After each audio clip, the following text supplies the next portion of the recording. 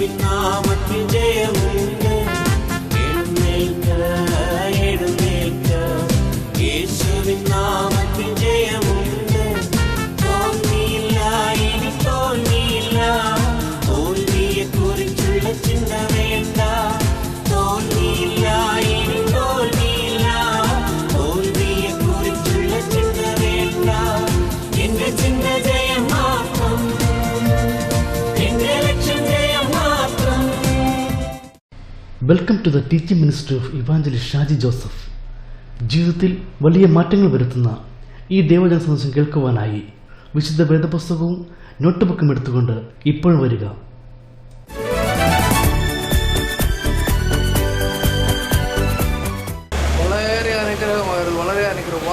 നിനക്ക് ഒറ്റ കാര്യം ഇതോടൊന്ന് നേടിക്കൊണ്ട് പോകാൻ പറ്റത്തുള്ളൂ, അത് നിന്റെ ജീവൻ മാത്രമാണ്. 3 ദിവസത്തെ ക്ലാസ് എന്റെ ജീവിതം മുഴുവൻ മാറ്റി മറിച്ചു.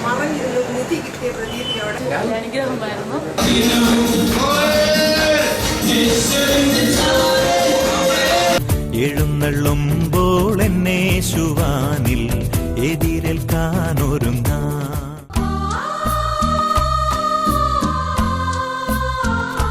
കർത്താവായ യേശുവിന്റെ നാമത്തിൽ ദ വോയിസ് ഓഫ് ഗോഡ് എന്ന പ്രോഗ്രാമിലേക്ക് നിങ്ങളെല്ലാവരെയും സ്വാഗതം ചെയ്യുകയാണ്. പ്രിയരെ, നമ്മളൊരു പുതിയ സന്ദേശം കേൾക്കുവാൻ പോവുകയാണ്. മടക്കയാത്ര വളരെ പ്രാധാന്യമർഹിക്കുന്ന, മാനുഷിക ജീവിതത്തിൽ വളരെ പ്രാധാന്യമർഹിക്കുന്ന ഈ സന്ദേശം എൻ്റെ ജീവിതത്തിൽ വളരെ മാറ്റങ്ങൾ ഉണ്ടാക്കുവാനിടയായി. എൻ്റെ ചിന്തകളിൽ വളരെ മാറ്റങ്ങൾ ഉണ്ടാക്കുവാനിടയായി. ആത്മീയമായി അടുത്തൊരു തലത്തിലേക്ക് ഉയരുവാൻ ഈ സന്ദേശം എന്നെ സഹായിച്ചു. തീർച്ചയായും ഈ സന്ദേശം നിങ്ങളെയും സഹായിക്കും. നമുക്ക് ഒരുമിച്ച് ഈ സന്ദേശത്തിനായി ചെവി കൊടുക്കാം.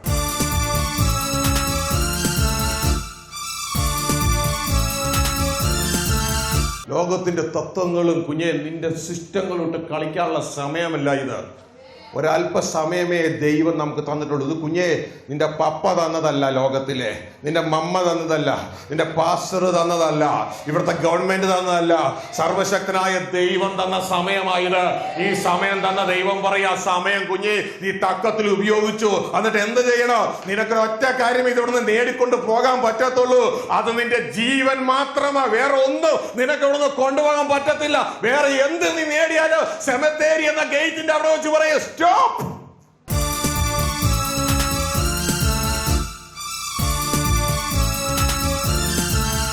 നന്മ തിന്മകളെ കുറിച്ചുള്ള വൃക്ഷത്തിന്റെ അറിവിന്റെ ഫലം കഴിച്ചാൽ നീ മരിക്കും.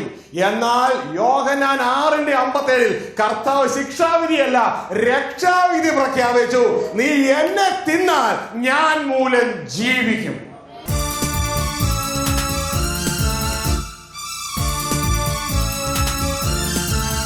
ജീവിച്ചിരിക്കുമ്പോൾ മരിക്കാൻ തയ്യാറാണെങ്കിൽ ജീവിച്ചിരിക്കുമ്പോൾ ഉയർത്തെഴുന്നേൽക്കാം. ശ്രദ്ധിച്ചു കേൾക്കുക. ജീവിച്ചിരിക്കുമ്പോൾ മരിക്കാൻ തയ്യാറാണെങ്കിൽ ജീവിച്ചിരിക്കുമ്പോൾ ഉയർത്തെഴുന്നേൽക്കാം. ആ ഉയർത്തെഴുന്നേൽപ്പ് പുനരുദ്ധാനം ചെയ്ത യേശുവിന്റെ ശക്തി നമ്മളിലേക്ക് വ്യാപരിക്കുക, അല്ലെങ്കിൽ നമ്മുടെ അകത്തെ പുതിയ സൃഷ്ടിയായ ദൈവപുത്രൻ നമ്മളുടെ സോളിലേക്ക് ഉയർത്തെഴുന്നേൽക്കുകയാണ്.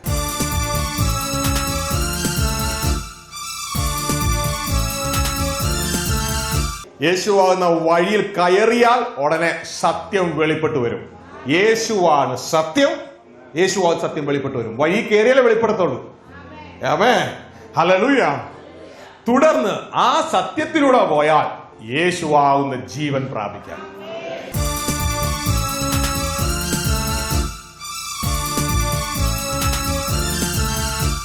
നരകത്തിലേക്ക് പോകുവാൻ ആയിരക്കണക്കിന് വഴികളുള്ളപ്പോ സ്വർഗത്തിലേക്ക് പോകുവാൻ ഒരേ ഒരു വഴിയേ ഉള്ളൂ.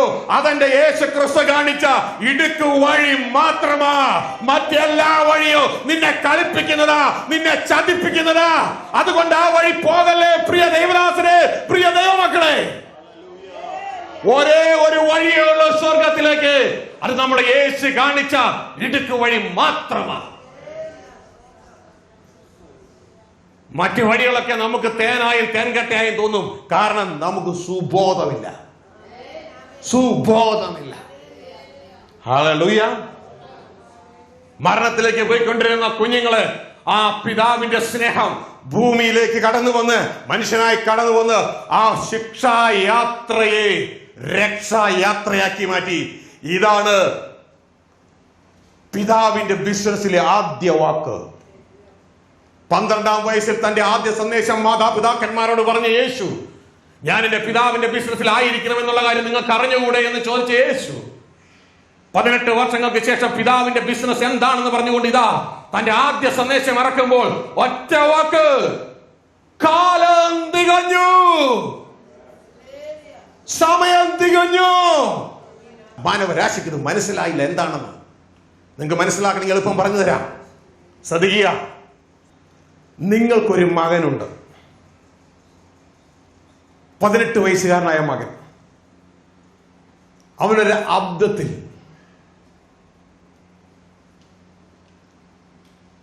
ഒരാളെ കൊന്നു. അബദ്ധത്തിൽ സംഭവിച്ചു പോയതാ. അവനെ ജീവപര്യന്തം തടവിന് വിധിച്ചു. ജീവപര്യന്തം തടവാണെങ്കിലും അതിനൊരു കാലാവധിയുണ്ട്, ശരിയല്ലേ?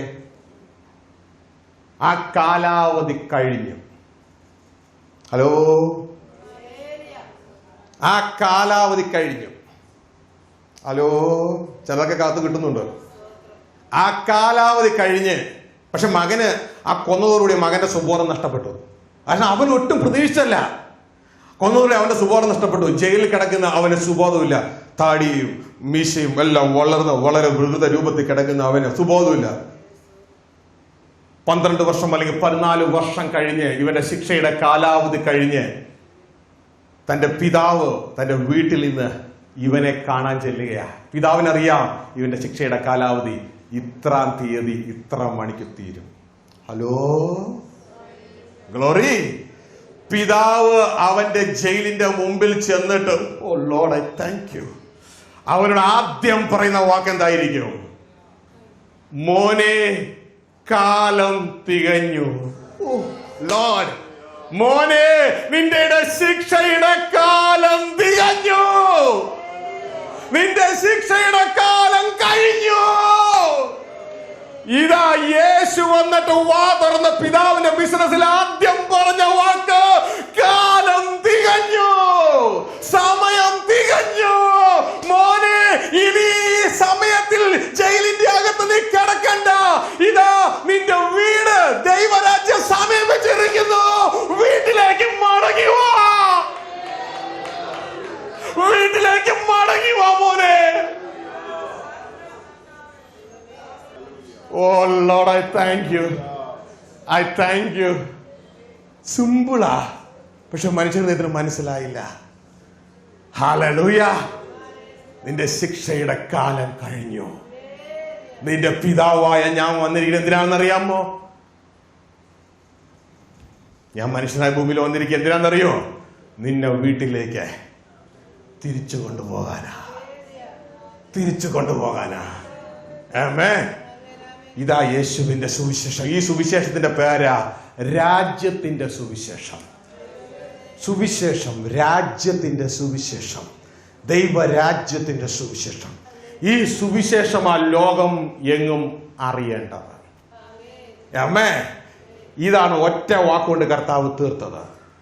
കാലം തികഞ്ഞു, നിന്റെ ശിക്ഷ കഴിഞ്ഞു, ആ പീരീഡ് കഴിഞ്ഞു. ദൈവരാജ്യം സമീപിച്ചിരിക്കുന്നു. നിന്റെ അപ്പന്റെ വീട്ടിലേക്ക് മടങ്ങി വാ. ഗ്ലോറി. ഹല്ലേലൂയ. മത്തായിയുടെ സുവിശേഷത്തില് നമ്മൾ ആ 24 അധ്യായം വായിച്ചില്ലേ? ചതിക്കരുത്, ചതിക്കരുത്, ചതിക്കരുത്, ആരും നിങ്ങളെ ചതിക്കരുത്, ആരാശം പറഞ്ഞത്. അതിലൊരു കാര്യം പറയുന്നുണ്ട്. എപ്പോഴവസാനം വരുന്നറിയാമോ? രാജ്യത്തിന്റെ ഈ സുവിശേഷം ലോകം എല്ലായിടത്തും പ്രസംഗിക്കപ്പെടും. അപ്പോൾ അവസാനം വരും. ആമേൻ. ഹല്ലേലൂയ.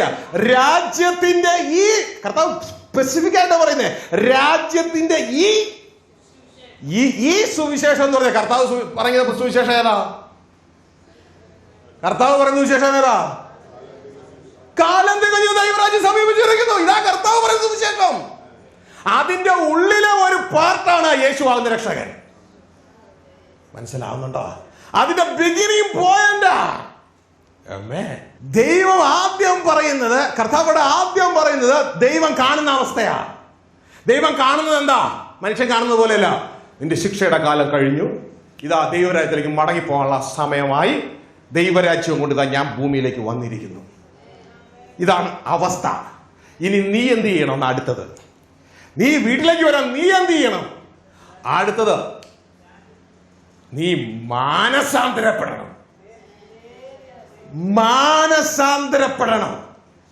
ഇതിന്റെ അർത്ഥം എന്ന് പറഞ്ഞാൽ, ശിക്ഷായാത്രയിൽ പോയിക്കൊണ്ടിരിക്കുന്ന, ലോകത്തെ നോക്കി പോയിക്കൊണ്ടിരിക്കുന്ന ഒരു മൂടനെ പോലെ നിന്നെ തീപ്പൊയ്യിലേക്ക് കൊണ്ടുപോവുകയാണെന്ന് അറിയാതെ പോയിക്കൊണ്ടിരിക്കുന്ന, മരണദൂതന് കീഴ്പ്പെട്ട് ശരീരം ദ്രവിച്ച് ദ്രവിച്ച് ദ്രവിച്ച് പല്ല് കൊഴിഞ്ഞ് കൊഴിഞ്ഞ് എല്ല് ദ്രവിച്ച് പോയിക്കൊണ്ടിരിക്കുന്ന നീ, ലോകത്തിലേക്ക് നോക്കിക്കൊണ്ട് പോയിക്കൊണ്ടിരിക്കുന്ന നീയെ മാനസാന്തരപ്പെടുക എന്ന് പറഞ്ഞാൽ, നീ 180 ഡിഗ്രി ഇതാ തിരിഞ്ഞ് നിന്റെ വീടായ സ്വർഗത്തിലേക്ക് നീ തിരിയുക എന്ന അർത്ഥം. ലോകത്തിലോട്ടുള്ള നിന്റെ കാഴ്ച വിട്ടിട്ട് നീ നിന്റെ വീടായ സ്വർഗത്തിലേക്ക് തിരിയുക.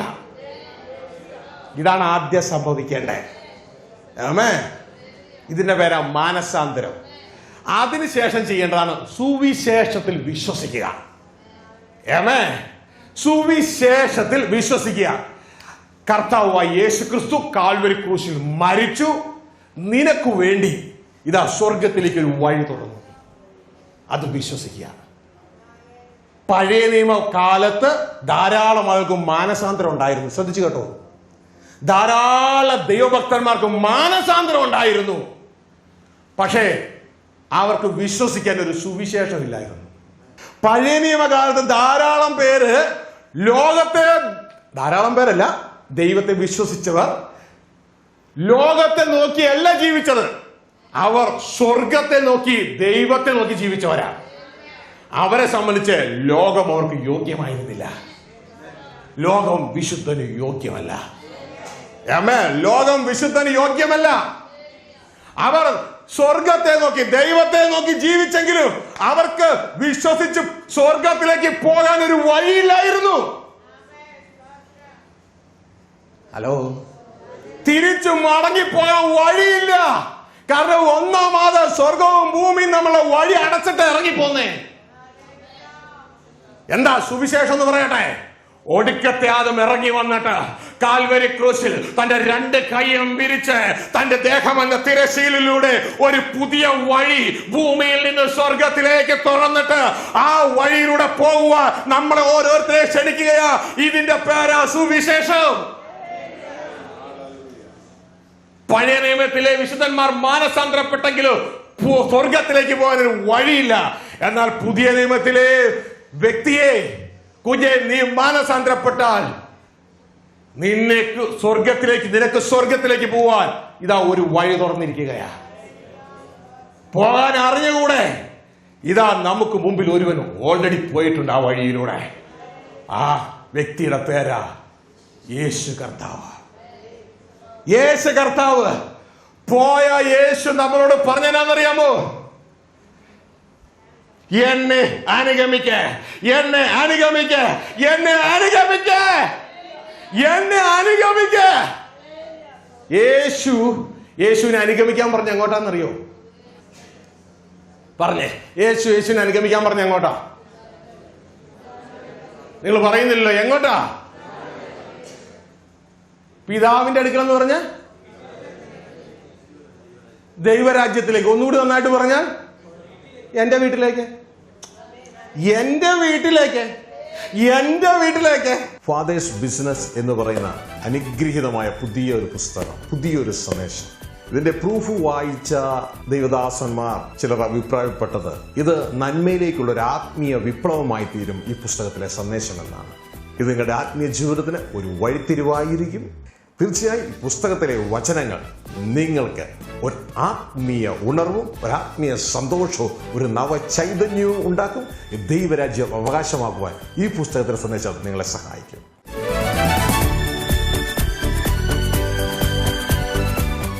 വളരെ അനുഗ്രഹമായിരുന്നു, വളരെ അനുഗ്രഹം. വാക്കുകളില്ല. നിനക്കൊരൊറ്റ കാര്യം ഇതോടൊന്ന് നേടിക്കൊണ്ട് പോകാൻ പറ്റത്തുള്ളൂ, അത് നിന്റെ ജീവൻ മാത്രമാണ്. ഈ 3 ദിവസത്തെ ക്ലാസ് എന്റെ ജീവിതം മുഴുവൻ മാറ്റി മറിച്ചു. അനുഗ്രഹമായിരുന്നു.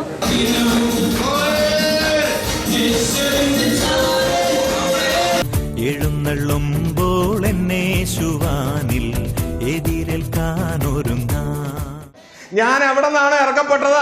എന്റെ വീട്ടിലേക്ക്.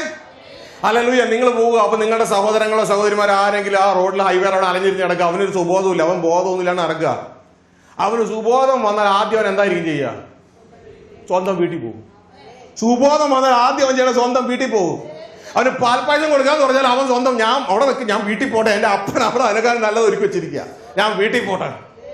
അമ്മേ ഹല്ലേലൂയ. യേശു പറയാ എന്നെ അനുഗമിക്ക. മനസ്സിലായോ? യേശുവിനെ അനുഗമിച്ച നമ്മൾ എവിടെ എത്തും? നമ്മുടെ സ്വന്തം വീട്ടിൽ, അപ്പന്റെ വീട്ടിലെത്തും. മനസ്സിലായോ? ശ്രദ്ധിക്കുക. നമ്മൾ ഇത് ഏറ്റെടുക്കുന്നതിന് പകരം നമ്മൾ എന്ത് ഏറ്റെടുത്തെന്ന് പറയാം? സഭ എന്ത് ഏറ്റെടുത്തെന്ന് പറയാമോ? ശ്രദ്ധിച്ചു കേട്ടോ. യേശു അനുഗമിക്ക എന്ന് പറഞ്ഞ് യേശു വേറൊന്നും കൂടി പറഞ്ഞു, പോവുക. നിങ്ങൾ ആരെങ്കിലും പറഞ്ഞോ? അതേ ബ്രദറെ പറഞ്ഞിട്ടുള്ളൂ. അനുഗമിക്ക എന്ന് പറഞ്ഞ യേശു നമ്മളോട് ഒന്നും കൂടി പറഞ്ഞു, അനുഗമിക്കാനല്ല, പോവുക. പോകുന്ന എങ്ങോട്ടാണെന്നറിയോ സഹോദരങ്ങളെ? സ്വർഗത്തിലേക്കല്ല. പോകുന്നത് സ്വർഗത്തിലേക്കല്ല. നമ്മൾ തെറ്റിദ്ധരിക്കപ്പെട്ടു. ഈ പോകുന്നത് ആത്മീയ വളർച്ച എന്ന് ചിന്തിച്ചു. പോകുന്നതല്ല, അനുഗമിക്കുന്നതാ പിതാവിന്റെ അടുക്കിലേക്ക് പോകുന്നേ. ആമേൻ. അനുഗമിക്കുന്നതാ പിതാവിന്റെ അടുക്കിലേക്ക് പോകുന്നേ. പോകുന്നത് പിതാവിന്റെ അടുക്കിലേക്കല്ല, പിശാച് ഭരിക്കുന്ന ലോകത്തേക്കാ. പിടുത്തം കിട്ടിയില്ല. സർവ്വലോകം ദുഷ്ടന്റെ അധീനതയിൽ കടക്കുന്നു. പോകുന്നത് പിതാവിന്റെ അടുക്കിലേക്കല്ല, പിശാച് ഭരിക്കുന്ന ലോകത്തിലേക്കാ പോകാൻ പറഞ്ഞേ. പോകുന്ന കുഞ്ഞ് നീ ഒരു ദാസനായിട്ടാ പോകുന്നേ, യേശുവിന്റെ ദാസൻ. പക്ഷേ യേശുവിനെ അനുഗമിച്ച് നീ നിന്റെ വീട്ടിലേക്ക് പോകുന്ന ദാസനായിട്ടല്ല, ദൈവഭവനത്തിലെ മകനായിട്ടാ നീ യേശുവിനെ അനുഗമിച്ച് വീട്ടിലേക്ക് പോകുന്നേ. ഹല്ലേലൂയ. പോകുന്ന നീ ഏതാനും ദിവസങ്ങൾക്കുള്ളിൽ ഈ ഭൂമിയിൽ മരിച്ച് താഴെ വീഴും. മരണത്തിന്റെ അധികാരിയായ പിശാച് ഭരിക്കുന്ന ഈ മേഖലയിൽ നീ പോകുമ്പോ നാം പാടുന്ന പാട്ട് പോലെ ഒരു കൈത്തിരി പോൽ കത്തി എരിഞ്ഞൊരിക്കാൻ ഞാൻ അവസാനിക്കും ഇവിടെ. ആത്മാവേ യേശുവിന്റെ നീതി നിമിത്തം ജീവനായിട്ടുള്ളൂ, ശരീരം പാപനിമിത്തം മരിക്കേണ്ടതാ. റോമലേഖനം 8. ശരീരം പാപനിമിത്തം മരിക്കേണ്ട. ആ ശരീരം കൊണ്ടാ ലോകത്തിലേക്ക് പോകുന്നേ. ആ ശരീരത്തിന് ആരോഗ്യം വേണം. അതിനുവേണ്ടി കർത്താവ് ക്രൂശിൽ സൗഖ്യം പ്രദാനം ചെയ്തിട്ടുണ്ട്. ഹല്ലേലൂയ. ആ ശരീരത്തിന് വേണ്ടത് എല്ലാം വേണം. അതിനുവേണ്ടി കർത്താവ് നമ്മോട് പറഞ്ഞിട്ട് ഉണ്മാനും ഉടുപ്പാനും ഉള്ളത് നിനക്കുണ്ട്. നിനക്ക് ആവശ്യമുള്ളതെല്ലാം ലഭിക്കപ്പെടും നീ ദൈവരാജ്യം അന്വേഷിക്കുമ്പോ. ഗ്ലോറി. ഈ യാത്ര, ലോകത്തിലേക്കുള്ള യാത്ര പിശാചിന്റെ ടെറിട്ടറിയിലാ. അതുകൊണ്ട് നമ്മളോട് പറഞ്ഞ് പിശാചിന്റെ ടെറിട്ടറിയിലേക്ക് നീ പോകുമ്പോ നീ കാത്തിരിക്കണം. ഉന്നതത്തിന് ശക്തി പ്രാപിക്കുന്നവരെ കാത്തിരിക്കണം. നിനക്ക് അഭിഷേകം ആവശ്യമാ. പിശാചിന്റെ ടെറിട്ടറിയിലേക്ക് നീ പോകുന്നതിന് മുമ്പ് നിനക്ക് അഭിഷേകം ആവശ്യമാ. ഗ്ലോറി. ഹല്ലേലൂയ. എന്നാൽ മടക്കയാത്രയെ കുഞ്ഞെ നിനക്ക് വേണ്ടത് മറ്റു ചിലതൊക്കെയാ. നമ്മൾ തെറ്റിദ്ധരിക്കപ്പെട്ട എന്നാന്നറിയാമോ? ഈ ലോകത്തിലേക്കുള്ള ദാസത്വ യാത്ര, അതാണ് ആത്മീയ വളർച്ച എന്ന് ചിന്തിച്ചു. നമ്മൾ അതിൽ കോൺസെൻട്രേറ്റ് ചെയ്തു. അതിന് വലിയ വിലയൊന്നും മുടക്കണ്ട. പക്ഷേ നമ്മൾ അധികം പേര് പുത്രത്വ യാത്രയ്ക്ക് ശ്രദ്ധിക്കാത്തതിന്റെ കാര്യം എന്താണെന്നറിയാമോ? പുത്രത്വ യാത്രയിൽ ഒരു സ്റ്റെപ്പ് വെക്കണമെങ്കിൽ കുഞ്ഞെ നീ വില മുടക്കണം. വില മുടക്കാതെ ഒരു സ്റ്റെപ്പ് പോലും പുത്രത്വ യാത്രയിൽ വെക്കാൻ പറ്റത്തില്ല. ഹല്ലേലൂയ. പുത്രയാത്രയിലെ വില മുടക്കല പൗലോസ് പറഞ്ഞത്, എനിക്ക് കർത്താവിൽ നിങ്ങളുടെ പ്രശംസയാണ്, ഞാൻ നാൾതോറും മരിക്കുന്നു, ഞാൻ നാൾതോറും മരിക്കുന്നു. ഇതാ കർത്താവ് യേശു പറഞ്ഞേ, ഗോതമ്പ് മണി നിലത്ത് വിളിച്ചാകുന്നില്ല എങ്കിൽ അത് അങ്ങനെ തന്നെ ആയിരിക്കും. ഈ വാഗ്ദത്തമല്ലേ ജനം പിടിച്ചിരിക്കുന്ന സഭയിലെ? അതെ ബ്രദർ, ഞങ്ങൾ ഈ വാഗ്ദത്തം പിടിക്കുന്ന ആളുകളാണ്. ഏത് വാഗ്ദത്തം? അങ്ങനെ തന്നെ ഇരിക്കും, അങ്ങനെ തന്നെ ഇരിക്കും. ബ്രദർ, ഞാൻ 5 വർഷമായി രക്ഷിക്കപ്പെട്ടു, ഇന്നും ഞാൻ അങ്ങനെ തന്നെ ഇരിക്കുന്നു. 15 വർഷമായി രക്ഷിക്കപ്പെട്ടു, ഇന്നും ഞാൻ അങ്ങനെ തന്നെ ഇരിക്കുന്നു. 28 വർഷമായി രക്ഷിക്കപ്പെട്ടു, ഇന്നും ഞാൻ അങ്ങനെ തന്നെ ഇരിക്കുന്നു. ആമേ, ഒരു മാറ്റവുമില്ല, അങ്ങനെ തന്നെ ഇരിക്കും. കർത്താവിന്റെ വാഗ്ദത്തം എത്രയോ നല്ലത്, എത്രയോ എഫക്റ്റീവായിട്ട് ദൈവജനം ഏറ്റെടുത്തിരിക്കുന്നു. സഹോദരങ്ങളെ, എല്ലാ വാഗ്ദത്തവും ഏറ്റെടുക്കരുത്. അത് അങ്ങനെ തന്നെ ഇരിക്കുമെന്ന് പറഞ്ഞത് ചത്തില്ലെങ്കിൽ അങ്ങനെ തന്നെ ഇരിക്കുമെന്നാണ്. ഈ വാഗ്ദത്തവും പിടിച്ചുകൊണ്ട് ഇന്ന് സഭകൾ നടക്കുക. പകരം അവരുടെ സ്വന്തം ഇഷ്ടങ്ങൾ ഉയർത്തിപ്പിടിക്കുക. നോ, സ്വന്തം ഇഷ്ടങ്ങൾ മരിക്കട്ടെ, മരിക്കട്ടെ. ആമേൻ, ഹല്ലേലൂയ. എത്ര പേർക്ക് ആത്മീയമായിട്ട് വളരണമെന്ന് ആഗ്രഹമുണ്ട്? സഹോദരങ്ങളെ, നിങ്ങൾ കൈപൊക്കി കാണിച്ച് നന്നായി. പക്ഷേ യേശു പറഞ്ഞതുപോലെയും പൗലോസ് അപ്പോസ്തലൻ പറഞ്ഞതുപോലെയും മരിക്കാൻ തയ്യാറാണോ? ജീവിച്ചിരിക്കുമ്പോൾ മരിക്കണം.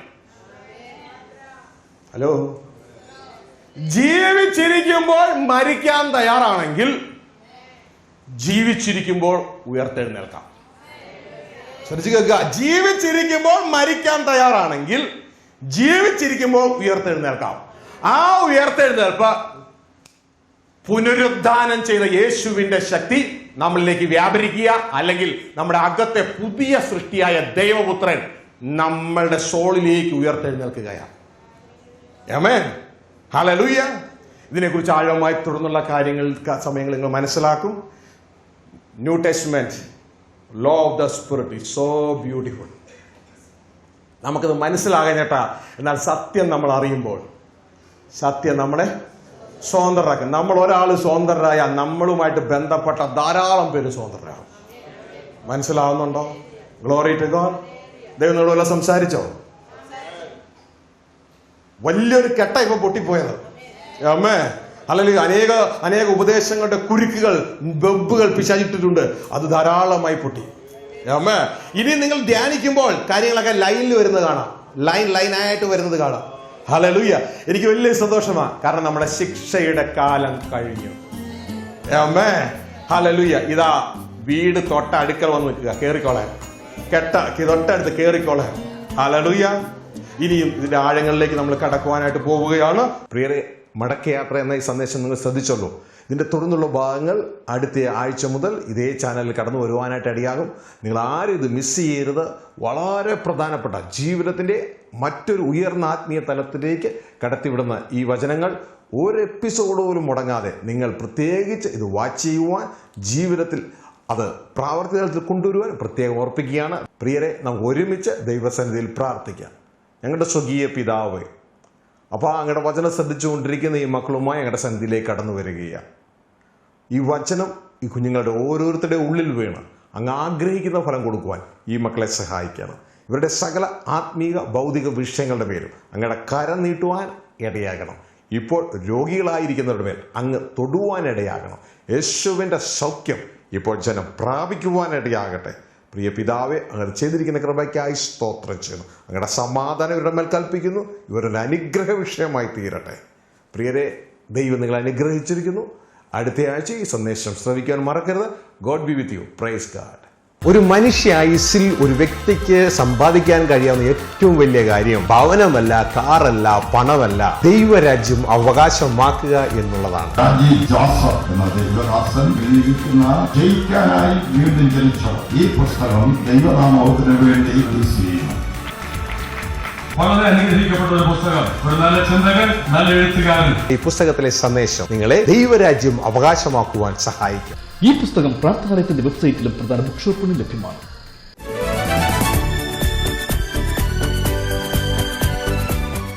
വളരെ അനുഗ്രഹമായിരുന്നു, വളരെ അനുഗ്രഹം. വാക്കുകൾ വാക്കുകളില്ല. നിനക്കൊരൊറ്റ കാര്യം ഇതോടൊന്ന് നേടിക്കൊണ്ട് പോകാൻ പറ്റത്തുള്ളൂ, അത് നിന്റെ ജീവൻ മാത്രമാണ്. ഈ 3 ദിവസത്തെ ക്ലാസ് എന്റെ ജീവിതം മുഴുവൻ മാറ്റി മറിച്ചു. അനുഗ്രഹമായിരുന്നു.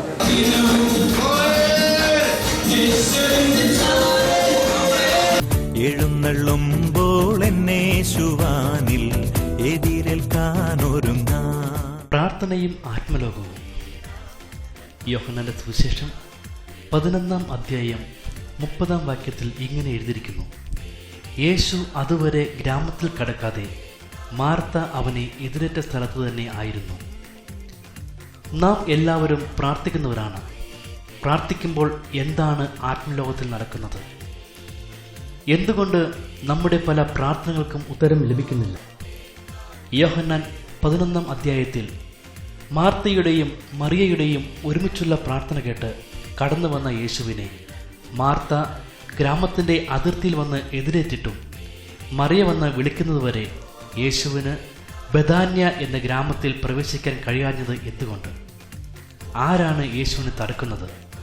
പ്രാർത്ഥനയിലെ മറഞ്ഞു കിടക്കുന്ന രഹസ്യങ്ങൾ പ്രാർത്ഥനയും ആത്മലോകവും എന്ന ഈ തിരുവചന സന്ദേശത്തിലൂടെ നമുക്ക് മനസ്സിലാക്കുവാൻ കഴിയും.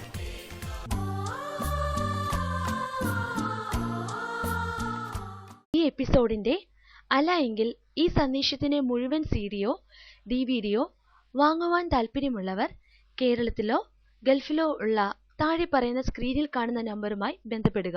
ദുഃഖിതരെ ആശ്വസിപ്പിക്കുന്ന ദൈവവചന ശുശ്രൂഷ പ്രാർത്ഥനാലയം ഗോസ്ബൽ സെന്റർ എല്ലാ മാസവും ആദ്യ തിങ്കളാഴ്ച മുതൽ ശനിയാഴ്ച വരെ. മാറിടാത്ത